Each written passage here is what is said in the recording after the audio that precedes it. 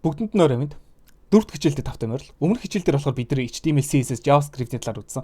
За энэ удаагийн хичээл дээр React буюу кодын сангийн талаар, за React гэдэг энэхүү фреймворкийн талаар үзэн. За энэхүү фреймворк нь болохоор за Facebook-ээс анх хөгжүүлж гаргасан. За Facebook дээр маш их хэмжээний кодууд бичдэг. За тэрхүү кодуудыг маш энгийн бөгөөд одоо цаашдаа хөгжүүлэгчид веб девелоперт хэрэглэхэд тохиромжтой байдлаар хөгжүүлээд гаргаж ирсэн React гэдэг энэхүү фреймворк байгаа. За тэгэхээр бүгд тэр Hello Brain кодынхаа суралцах гэж дараад за React гэдэг энэхүү дөрөвт хичээл рүү ороод дарахаар за нийтдээ болохоор 15 курс хичээлэн тий. За хамгийн ихнийх нь React-ийн үндэс гэдэг хичээл рүү ороод за бүгд энэ чэнэс эхлээд танилцаад үзье. За өмнөх JavaScript дээр болохоор бидэрт юу байсан бэ гэхээр за код бичих, код эдиторын хэсэг болон preview хэсэг байсан бол энэ удаа React-аас эхлээд файлын сан шинээр нэмэгдэж орж ирж байгаа. За энэхүү файлын санд юу байгааг бүгд эхнээс нь хараад явъя тий. За эхлээд болохоор бидний нэгдүгээр хичээл дээр үзсэнчлэн за index HTML байна. За энэхүү index HTML дээр болохоор за doctype дуудсан байна. За HTML дээр уншсан байна. За head байна, body хэсэг. Body хэсэг дээр бид нар 2 дугаар хичээл дээр үзсний дагуу script буюу тий.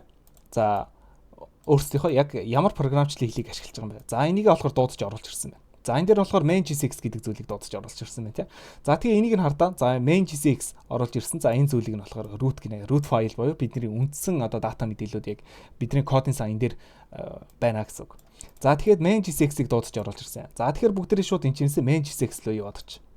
За main.js руу ороод харах юм бол за React дээр бичигдэж байгаа болохоор React-ийн кодын сангаас за кодуудыг дуудаж оруулж ирсэн. За тэрнийхээ дараа index JSX-тэй зориулаад за index-ийн CSS-ийг дуудаж оруулж ирсэн. За тэгээд энэ чэнэс нь болохоор import хийгдсэн байна тий. За React-аас эхлээд одоо бүхий л бидний бичиж байгаа зүйл энэ чинь кодын сан болохоор яах вэ гэхээр бэлэн байгаа кодын сангаас бид нэр аливаа нэг зүйлийг import хийж оруулж ирнэ гэсэн үг.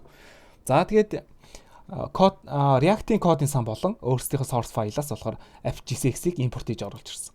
За тэгээд юуг гаргасан бэ гэхээр app гэдэг энэхүү компонентийг гаргасан. За тэгэхээр энэ app гэдэг компонент нь болохоор хаана явж байгаа гэхээр app.jsx дотор явж байгаа юм тий. За тэгэхээр бүгд энэ чинь app.jsx руу ороод үзье. Энэ дотор юу байгаа юм бэ гэдэг. За app.jsx дотор болохоор мэдээж React-ийнхаа кодын санг дуудаж оруулж ирсэн. За нэмээд CSS буюу 2 дугаар хичээл дээр үзсний дагуу дизайныг болохоор импорт хийж оруулж ирсэн байна.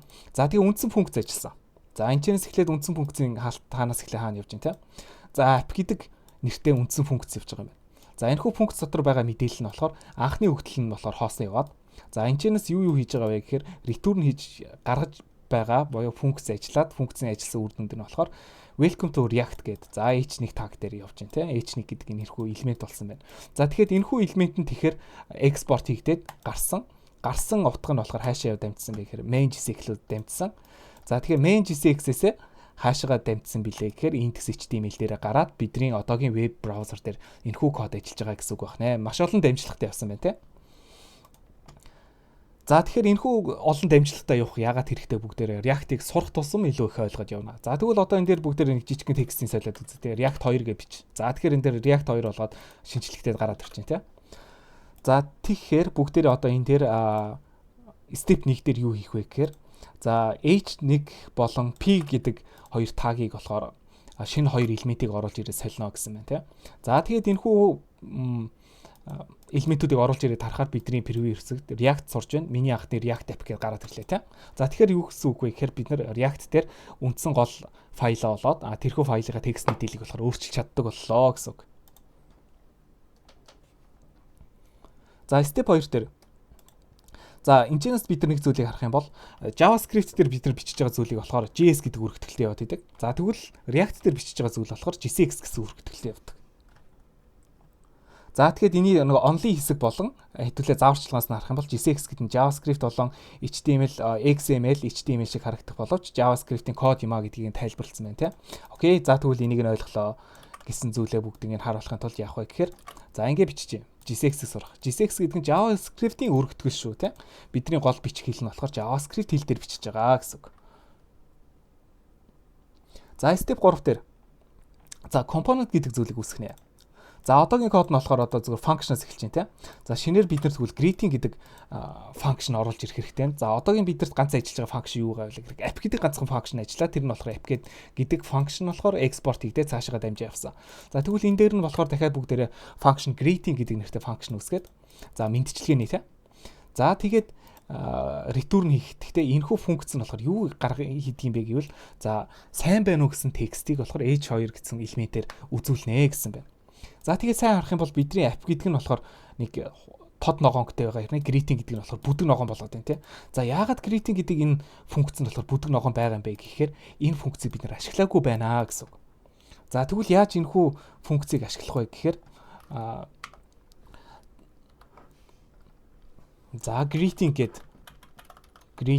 окей. Автоматар гараад ирчин тий. За ингээд бичгээр юу гэсэн үг вэ гэхээр H2 дээр байгаа за return хийгдэж байгаа энэхүү дататай энэхүү функцийг бид нар компонент болгоод оруулаад ирлээ. За тэгвэл функц одоо цааталтаа маш их зүйлийг хийсэн ч гэсэн бид нар энийг болохоор AppJSX дээрээ оруулж ирэхдээ ерөөсөө л ганцхан код хичээл оруулаад ирчдэг гэсэн үг. Маш амархан болж байна тий. За тэгэх юм бол дараа нэг олон хуудастай олон файлууд үүссэн байхад тэрхүү файлууд нь маш том хэмжээний функцүүд ажиллуулсан ч гэсэн дараа нь бид нар AppJSX дээрээ оруулж ирэхдээ тухайн функцгээ зөвхөн ганцхан мөр код хичээл оруулаад ирнэ. Хэрэггүй болох юм бол тухайн кодын сан дээр байгаа за бус файл дээр байгаа мэдээллүүдээ устгах чигийн оронд эсвэл бүгднгийн нэг комент болгож оруулж ирсний хооронд ерөөсөө ганцхан код л засаад соличих нь байна тий. За тэгвэл өөр яаж болох вэ гэдэг. За тэгвэл бүгдээр button гэдэг функцийг оруулж ирээд үзье л да. За тэгэхээр одоогийн байгаа button гэдэг функц нь болохоор энэ step 4 дээр зөвхөн текст мэдээлэл байна тий. За тэгвэл button гэдэг функц оруулж ирээд за энэхүү функцийг бид нэр доотлолтод дахиад button. За инхээр яах вэ гэхээр дарах гэдэг энэхүү товч нь болохоор бэлтгэдэд гарчлаа. За энэхүү товчийг яаж хийсэн бэ гэхээр return дээр button гэдэг за энэ дарах гэсэн товч нь өөрөө товч юм шүү гэдгийг бид нар тодорхойлж өгсөн байна тий. За тэгээд ингээд нэгийг хийчлээ. За тэгвэл control alt-а дарж байгаа дахиад нэг хуулаад авчих. Тэгвэл ингээд бид нар маш амархан байдлаар дахиад нэг функцийг маш олон газар болохоор нэгэн зэрэг ашиглаж бас болох боломжтой боллоо. За үргэлжлүүлээд тэгвэл дараагийнх нь бас нэг хүнд зүйл нь props дамжуулна гэдэг. За props дамжуулахдаа эхлээд болохоор юу байна вэ гэхээр greeting сайн байна уу гэж хэлсэн байна те. За функц дээр нь болохоор greeting-ийг бол дуудаад оруулсан байна. Окей. Тэгвэл яах вэ гэхээр сайн байна уу гэд ингээд өөрчлөлгөөр шууд энэхүү текст мэдээлэл нь солигдож байна. За тэгвэл props дамжуулна гэдэг нь анхных нь үгдэл нь болохоор энэ дээр бид нар дандаа хоосон яваад байна те. За тэгвэл хоосон явахын оронд props дамжуулна гэд props-ийг авна гэд. За оруулаад ирье. За тэгвэл props дамжуулаад артталт нь болохоор юу оруулж ирэх вэ гэхээр одоо чинь Facebook дээр бас нэг чат ботны тохиргоо байдаг шүү дээ. Сайн уу гэд хэрэглэгчийн нэрийг авах уу гэд. За энэ болохоор яг адилхан үндсэн функц нь болохоор props дамжуулж байгаа гэсэн үг шүү. Хүний нэрийг props болгоод дамжуулж байна гэд. За тэгвэл props-ийн нэрийг хаанаас яаж оруулах юм бэ гэд. За тэгвэл бид нар болохоор greeting гэдэг энэхүү tag дангаар нь ашиглаад байна тий. Тэгэхэд бид нар өмнөх хичээлүүд дээр яасан бэ гэхээр тухайн tag дотор нь болохоор бид нар классууд нэмж болт юм аа. Нэмээд мэдээлэлүүд оруулж ирж болт юм аа. За тэрнтэй адилхан тэгвэл энэ дээр нь бид нар за bolt гэдэг хүний нэрийг оруулаад ирье. За name гэд ороод ирэхээр энэ яаж байгаа вэ гэхээр props-оос дамжин шүү. За энэ хүн нэр гэдэг нь болохоор одоо дараа дарах юм бол энэ нэр итгэж чинь тий. Энчнээс дамжиж шүү гэсэн үг. За тэгвэл энийх нь артталт нь бүгдээр утгыг нь оруулаад ирье. За name гэдэг нь болохоор ямар утгатай юм бэ гэвэл bolt гэсэн утгатай байна. Гэт ороод ирэх юм бол bolt гэдэг одоо мэдчилгээний дээр байгаа энэ хүн нэр нь цаашаа дамжаад дамжсан зүйл нь greeting мэдчилгээний дотор нь болохоор шууд орж ирээд greeting мэдчилгээнээс сайн байна уу bolt гэдээ гараад ирж байна те. Окей. За үргэлжлүүлээд step 6 дээр. За card component үсгээд props-ийг destructive ашиглан задлана гэдэг. За энэ хүү destructive гэдэг нь болохоор цөөрүүлэхийн destructive биш шүү. Дотор нь байгаа мэдээллийг тус бүрчлэн авна гэсэн утгатай шүү. За тэр нь яах вэ гэхээр за эхлээд бүгдээрээ тайлбар уншъя те. Card component үүсгэнэ. За тэгвэл бүгдээрээ чи өмнөх саяны хичээл дээр болохоор component яаж үүсгэхийг сурсан.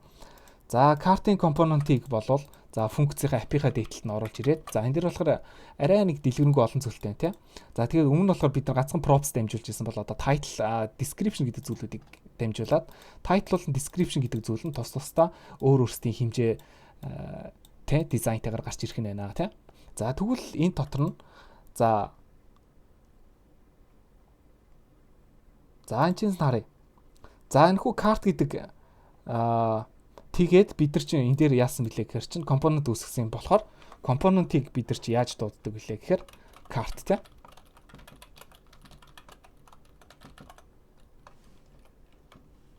Окей.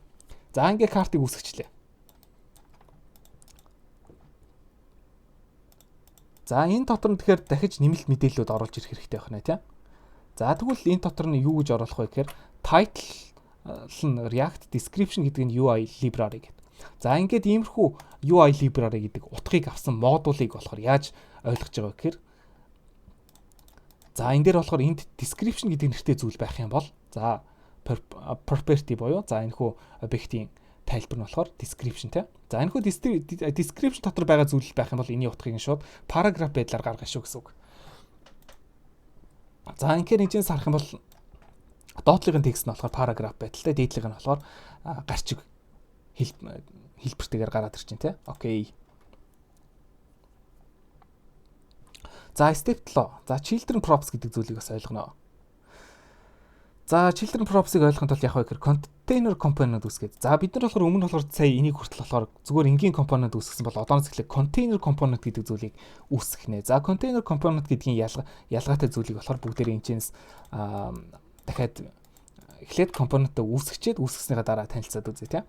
За өмнөх бидний бичсэн байгаа контейнерүүд болохоор ямар байсан бэ гэхээр контейнер гэн компонентууд тийм.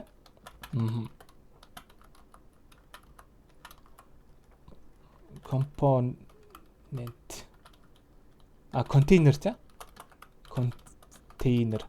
За бид нар ингээд шууд нэгээд өөрөө эхлээд өөрөө дуустдаг юм. За энэ дэр текст ялдаарч. За ийм байдлаар бичдэг байсан бол одооноос эхлээд энийг болохоор контейнер компонент гэдэг нь болохоор өөрөөгөө дотор агуулж байгаа компонент гэдэг байдлаар нээгээд таадаг тагтай. Эхлэлийн таг болон төгсгөлийн тагтай тий. За ийм болгож бас бичиж болно. За энэ дотор нь болохоор мэдээллүүдийг оруулж болно. За энэ дотор болохоор оруулахдаа бас мэдээллийг оруулахдаа зөвхөн дан ганц мэдээллийг биш энэхүү хоёр тагийг оруулж ирсэн юм чинь энэ хоёрынхаа донд аливаа нэг зүйлийг мөн адилхан H2 болон P гэдэг параграф байдлаар өөрсдийнх нь тус тусын элементүүдийг бас оруулж ирж болж байна тий. За тэгвэл тус тусдын элементүүдээр ачааллагдаад уншаад гараад ирлээ гэсэн үг. За энэ дээр нэг алдаа гарсан. За ямар алдаа гарсан бэлээ үр дүнтэйгээ тулгаад харъя тий. За эхнийх нь контейнер нь children байдлаар за children-ыг нь окей авнаа. Тэгтээ бид нар энийг энэ дээр болохоор үр дүн дээр нь болохоор H1 гэж зүйл байхгүйсэн байна тий. За ингээ байхгүй болгоод шалгаад үзье.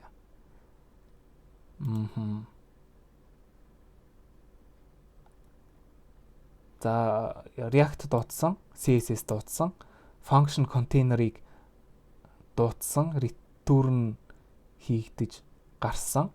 За function-ы app дуудагдсан, return хийгдсэн. Div нь болохоор app байсан, container хിവэрэ байна те. Магадгүй энэ дэр нэг жижиг алдаа гарсан байж магадгүй. Окей, одоо гарч ирж байна те.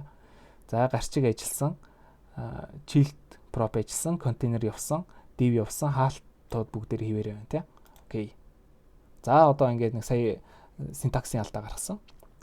За ингээд засчлаа. За өргөжлүүлээ тэгвэл CSS-ийг импортлно гэн тий. За тэгэхээр мөн адилхан бид нар чинь хоёр дахь хичээл дээр үзсэн дагуу CSS-ийг бас тусад нь файл үүсгэж хагаад оруулж ирч бас болдгоо гэх. За тэгвэл энэ болохоор React дээр ч гэсэн мөн адил хүчин төгөлдөр ажиллана. За тэхийн тулд яах вэ гэхээр энэ дээрээ за app CSS дээр байгаа дизайнуудаа болохоор шууд импортлоод оруулж ирэх хэрэгтэй нэг номерт. За хоёрдугаарт болохоор юу хийх хэрэгтэй вэ гэхээр за карт дээр байгаа одоо нэг дивүүд байна тий. За энэ хүү дивүүдийн оронд болохоор бид нар оруулж ирэх үндсэн мэдээлэл оруулж ирээд за тэгэхээр картын нэр нь болохоор класс нэм нь болохоор карт гэдэг нэртэй. За тэгээд H2 болон P тагуудыг оруулж ирсэн. За тэгэхээр класс нэм карт гэдэг дээр байгаа мэдээлэл нь юу байгаа вэ гэхээр за энэ хүү байна тий. Класс нэмийнх нь болохоор CSS нэхлэхдээ цэгтэй эхэлнэ гэдэг. За тэгэхээр энэ padding margin гэдэг нь тохируулагдсан болохоор шууд бидний оруулж ирсэн CSS болохоор бүрэн ажиллаж байна. Хүчин төгөлдөр ажиллаж байна гэдгийг ингээд шалгаарчна гэсэн үг. За үргэлжлүүлээд inline style. За тэгвэл CSS-ийг болохоор тусад нь ангилахгүйгээр зөвхөн FGSX дотроо болохоор бас адилхан дуудаж ирж оруулж болно. За тэгхийн тулд яаж оруулж ирэх хэрэгтэй вэ гэхээр за H1 дотроо За return хийгдэж явсан. Энэчнээс нь харъя те. За appийн доотлолт нь болохоор H1 дотор гэхээр бид нар чинь зөвхөн шууд стайлыг нь аваад бичиж бас болох нь те. Окей. За нэг зай аваадах. Окей. За тэгвэл одоо харсан уу те. За inline style гэдэг нь ямар ч стайлгүй, дизайнгүй байсан бол за одоо ингээд бичгээр шууд энэ дээр нь болохоор бид нар их гоё дизайн өгөөд гаргаад ирлээ. За тэгвэл мөн адилхан paragraph гэсэн хэсэг энийхээ доотлолд бас нэмээд оруулаад ирье те. Окей. За тэгэхээр style object ашиглаж байна гэдэг. За өнгө нь арай нэг сааралтай өнгөтэй те. За өнгийг нь болохоор бид нар энэчээсээ ингээд шууд тохируулаад тавьчих болно. За ингээд бид нар paragraph оруулж ирээд тухайн paragraph нь болохоор өөрийн гэсэн дизайнтай байдлаар inline байдлаар бид нар стилийг нь сонгоод оруулж өгөөд үзлээ. За үргэлжлүүлээд step 10 дээр. За step 10 дээр болохоор class name-ийн prop-ыг дуудана гэсэн байна тийм. Style CSS style өгнө. Одоогийнх нь код нь болохоор ийм байна. За button component үүсгэх нэ гэн. Окей. За бүгдээр чинь сая одоо болохоор бүр нэлээд сурчиж байгаа байлгүй дээ. Function app дотор нь болохоор function button-ыг оруулж ирээд за тэгээд дараа нь тэгэхээр за app дотор button-ыг ашиглана. Button-ыг ашиглахын тулд за class гэдэг энэ зүйл хэрэггүй. Оронд нь болохоор ингэж оруулаад ирье. За ингээд энэхүү болохоор click me. За энэ хэсгээр нь болохоор за button click me гэдэг зөвхөн текстийг нь оруулж ирсэн бол date-т нь болохоор за текст нь ч байна.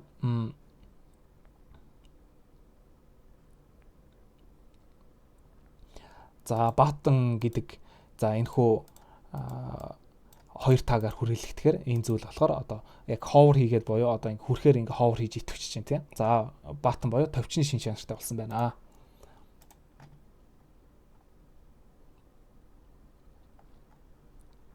За үргэлжлүүлэлт 11 дээр map ашиглана. За энэ дээр нэлээд олон зүйлүүд орж ирнэ. За жишээ нь болохоор одоо зөвхөн энэ дээр болохоор James гэсэн ганц үг харагдаж байна тийм. За тэгвэл constant байдлаар бид нар JavaScript-ийг үзснийхаа дагуу шинээр утгуудыг оруулж. За fruits гэдэг нь болохоор маш олон утгатай. За тэр нь болохоор алим жүрж усан үзэн гэсэн зүйлүүд бас байна тийм. За тэгээд өмнө нь болохоор бид нар HTML дээр яадаг гэсэн мэхээр тус бүрт нь одоо UL болон LI unlist болон listүүдийг болохоор бүгднийг тус тусд бичдэг байсан бол одоо энэ чинээс оруулж ирсэн байгаа тухайн за модулаасаа шууд татуулж бас болдог байна. За шууд татуулахаар бас мөн адилхан жигсаалтууд нь болохоор шууд гарч ирнэ. За тэгээ энэ чээс нь харах юм бол James гэдэг манай H1-ийг болохоор байна. Энийхэн доотлолт нь болохоор fruits map-аас за fruits болохоор энэ дотор нь байгаа James-нүүдийг за энэ болохоор fruits гэдэг. Окей. За энд fruits гэдэг нь болохоор дотор fruit гэсэн нэг нэгжүүдтэй. За энэ хүү нэгжүүдийг болохоор тус тусд нь өөр өөрсдийнх нь нэрсийн дарааллаар нь байгаа жагсаалтынхаа дарааллаар нь гаргаж ирнэ гэсэн байна тийм. За ингээ харах юм бол алим усан үзэмжүүлж гэдэг зүйлүүд болохоор бүгдээрээ өөрсдийн дарааллаараа бүгдээрээ гараад ирлээ. Тэгэхээр энэ дотор болохоор бид нар зөвхөн оруулж ирэх утгыг нь солиход тэгвэл нэг бүрчлэн бүгдээрээ гараас кодууд одоо бичээд ингээд алим усан үзэмжүүлж гэдгийг тус тусд нь бичихгүйгээр нэг дор бүгдийг нь гаргаад ирэх боломжтой боллоо гэсэн үг. За step 12 дээр. За map дотор key prop нэмнэ гэдэг. За энэ болохоор React дээр идэв маш сонирхолтой зүйл. За одоогийнх нь код нь болохоор алим усан үзэмжүүлж гэж байна тийм. Гэхдээ одоо энэ чэнэс харах юм бол алим гэдэг үг нь алга болцсон байна. За тэгвэл энийг нэмээд өгье. За алим гарч ирж байна тийм. За map-ийн 2 дахь параметрт индекс нэмнэ гэдэг. За индексжүүлэлтийн буюу дугаарлаж ийн гэсэн үг. За одоогийн байгаа хэсгээр болохоор H1 байна. За нэг жоохон харахад хэцүү харагдаад байгаа бол бүгдээрээ ингээд дараалтай болгочих тийм. Окей. За ингээд энэ div болохоор ингэж явсан. H1 болохоор ингэ хаагдсан. UL болохоор ингэж орж ирсэн. За энэ дотор нь болохоор бидний дарааллыг өгж байгаа map-ийн одоо функцүүд ажиллаж байна. За энэ хүү функц дээр нь тэгвэл яах вэ гэхээр индекс гэж орж ирсэн.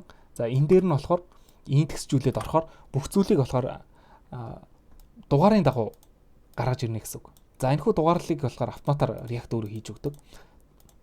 За энэ дээр гэхдээ нэг жижигхэн алдаа гарсан болоод энэ дээр байгаа зүйлүүд ажиллахгүй байна те.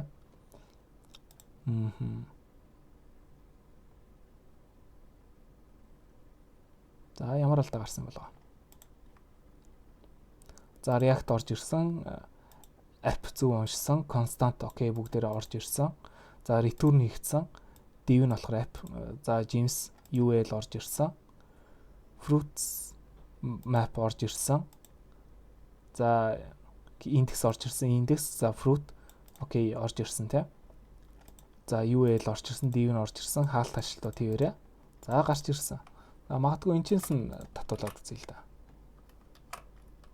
За ямар алдаа гарсан юм болоо.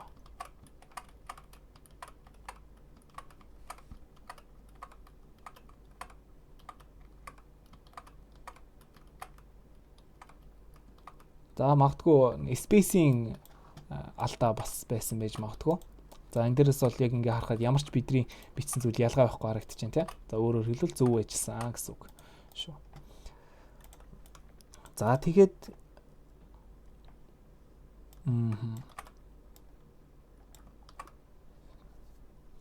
За ингээд энийг болохоор index дугаарынхын дараалалаар орж ирдэг. За тэгвэл бидэрт index дугаар нь харагдахгүй байна тийм. За тэгвэл нөгөө талд нь дахиад index дугаар гэж биччихье. За тэгвэл 0 алим 1 жүрж 2 усан үзм гэдэг. Үгүй тэгээ index дугаараар явж байгаа бол ягаад нэгээс эхэлдэг юм бэ гэдэг. Програмчлалын хэлэнд аливаа нэг зүйл дугаар болохоор тгээс эхэлдэг. Тоол нь болохоор тгээс эхэлдэг. За тэгэхээр нэг номерт байгаа зүйл нь тэг гэсэн утгыг агуулдаг гэсэн үг. За тэгэхээр тэг 1 2 гэсэн байдлаар бүгдийг индексжүүлээ үтсэн. За инхээр бас яг ямар хэрэгтэй гэхээр бүх индекс дугаараар нь за хэдчнээ ширхэг энэ дэр одоо жимсний тоо хэмжээ байгаа юм бэ гэдгийг бас гаргаж ирэх боломжтой болж байна гэсэн үг. Инхээр мөн адилхан аливаа нэг зүйлийг индексжүүлж байгаа нь болохоор дис дараал алдагдахгүй аливаа нэг дараал алдагдлаа гэвэл олоход маш амархан болгож байгаа гэсэн үг.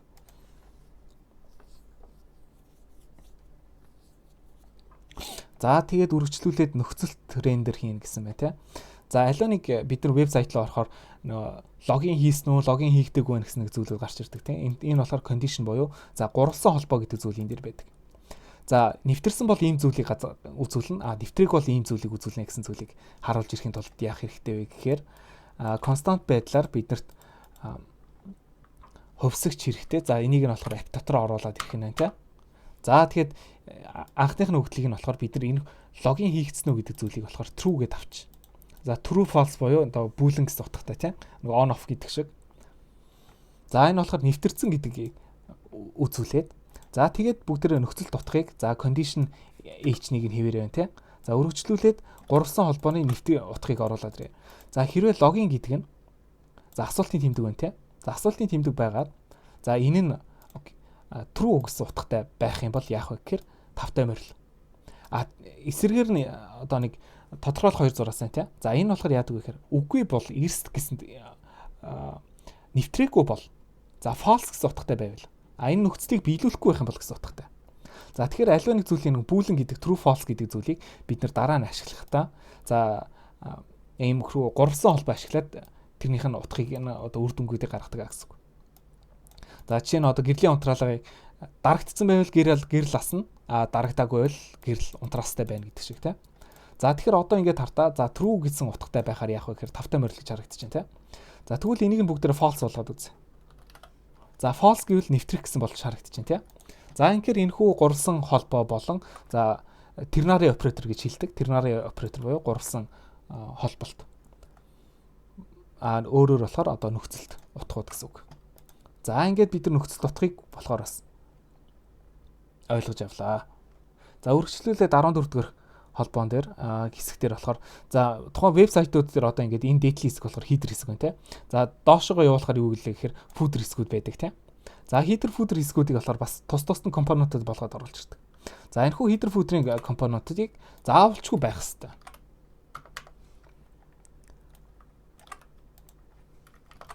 За header footer-ыг оруулаад ирлээ. За тэгээд яах вэ гэхээр за paragraph par за үндсэн агуулга гэдэг. За үндсэн агуулгын дээдлэлт нь болохоор биднэрт яах хэрэгтэй вэ гэхээр header. Окей, за инхээр бидний header ороод ирсэн тийм. За тэгвэл энтэйгээ адилханаар бид нар яаж болох вэ гэхээр footer-ийг бас оруулаад ирнэ гэсэн үг.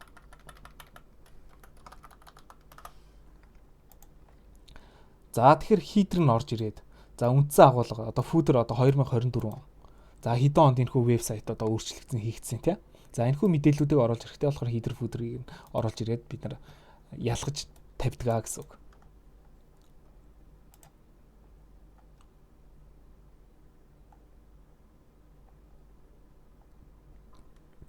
За нэг асуудалтай зүйл гарсан. За асуудал нь юу байгаа вэ гэхээр за функшны хидер нь болохоор зөв орж ирсэн, фүүдер нь болохоор зөв орж ирсэн.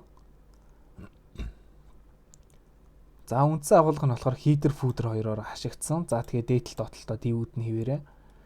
За тэгэхээр энэ тохиолдолд болохоор яаж байгаа гэхээр див авахын оронд хоос утга явчихж байгаа байна. Окей. Хидер үндсэн агуулга фүүдер. За ингэж ажиллаж байна.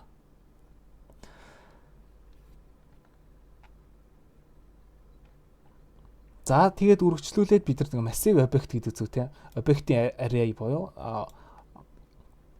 за олон хэрэглэгчдийн олон мэдээлэлтэй зүйлүүдийг болохоор нэг дор оруулж ирэх хэрэгтэй болох нь байна. За эхлээд тэгэхээр энэчнээс бид нар юу хэрэгтэй вэ гэхээр user card component-ыг үүсгэнэ гэсэн байна тийм. За user card component. Окей. За энэ дээр нь болохоор user card дотор нь болохоор юу байх юм бэ гэхээр нэр нь байна. За гүйцэтгэх үүрэг ажлын байрныхаа тодорхойлолтууд байна тийм. За ингээд user card-ын component үүсгэчлээ. За тэгээд бидэрт оруулж ирэх хэрэгтэй мэдээллүүд юу байгаа вэ гэхээр за энийг нь болохоор за шууд return-ийнхаа дээдлэлтэнд function app дотроо бичиж байгаа байна тий. Авж байгаа утганууд гэсэн утгаар нь. За хэрэглэгчийн мэдээллийг авчлаа.